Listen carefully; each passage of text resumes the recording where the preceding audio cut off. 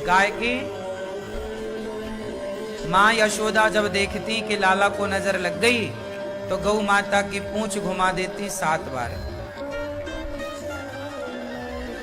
तो गैया की पूंछ से लाला की नजर मैया यशोदा उतारा करती थी। गाय का गोबर कान के पीछे हल्का सा गोबर का एक टीका लगा देती तो नजर नहीं लगती। तो ये गाय को ऐसी थोड़ी माता कहा गया है। गौ माता वो आपके बच्चों पर आने वाले संकट को भी टाल देती है। गौ माता, आप कई बार आपके घर में यदि गाय है, कई बार क्या होता है, एक बार क्या हुआ कि एक आदमी गाय की सेवा करता था। अचानक उसकी गाय बड़ी स्वस्थ, अचानक गाय की मृत्यु हो गई। गाय भगवान के घर चली गई। जब गाय मरी तो उस किसान ने पूछा अपने गुरुजी से कि गुरुजी बताओ, मेरी गाय तो बड़ी सुंदर थी, स्वस्थ थी, कोई बीमारी नहीं थी, मैं चराता रोज, क्यों मर गई मेरी गाय? तब गुरुजी ने कहा कि बेटा, आज तुम्हारे परिवार में किसी की मृत्यु होने वाली थी। आज तुम्हारे परिवार में बहुत बड़ा संकट आने वाला था, कोई अनहोनी होने वाली थी, पर तुमने गाय की सेवा करी तो गाय ने परिवार की अनहोनी को अपने ऊपर लेकर के उसे समाप्त कर दिया। ये बात सच्ची है, पता है आपको? पहले सबके घरों में गाय होती थी, श्रद्धा से लोग गाय की सेवा करते थे, तो परिवार में कोई संकट आ जाए तो गाय अपने ऊपर ले लेती थी।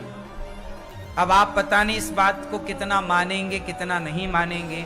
आज के विज्ञान के युग में आप पता नहीं इस पर यकीन करेंगे नहीं करेंगे, पर ये बातें बिल्कुल यथार्थ बातें हैं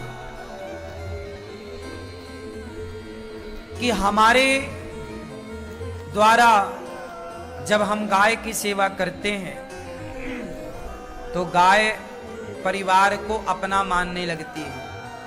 पता है आपको, जिस घर में गाय होती है ना, गाय उस घर के सभी सदस्यों को पहचानने लग जाती है। हाँ या ना? हाँ या ना?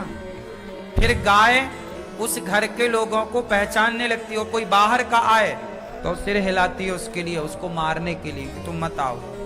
कोई नया व्यक्ति आए तो गाय उसके लिए सिर हिलाती है, ऐसे करती है। लेकिन परिवार के लोगों के लिए वो जान जाती है कि ये बच्चे भी हैं तो बच्चों को भी लाड़ करेगी, गाय चाटेगी। तो गाय सदा से हमारे बीच में रहती आई है, हमारे परिवार का एक हिस्सा है। इसलिए गाय की जब आप श्रद्धा से सेवा करते हैं तो आप पर आने वाला संकट गौ माता अपने ऊपर ले लेती है। ये यथार्थ है। इसलिए कहता हूं कि बच्चों के नाम से गौदान जरूर करना चाहिए, बच्चों का तुलादान जरूर करना चाहिए।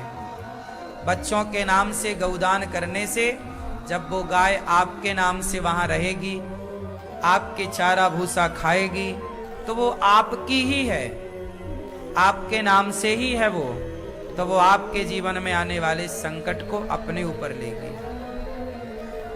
इसलिए गौदान जो चले गए, जिनकी मृत्यु हो गई, उन्हें तो पार लगाती है गाय वैतरणी से, पर जो जिंदा हैं उनका संकट खुद पचा लेती है, अपने ऊपर ले लेती है। इसलिए गाय दोनों तरफ से कल्याणकारी है।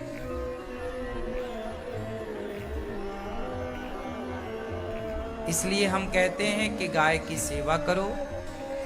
हमने कल ही आपको सूचना दी कि गाय को महाराष्ट्र में राज्य माता का दर्जा मिल चुका है।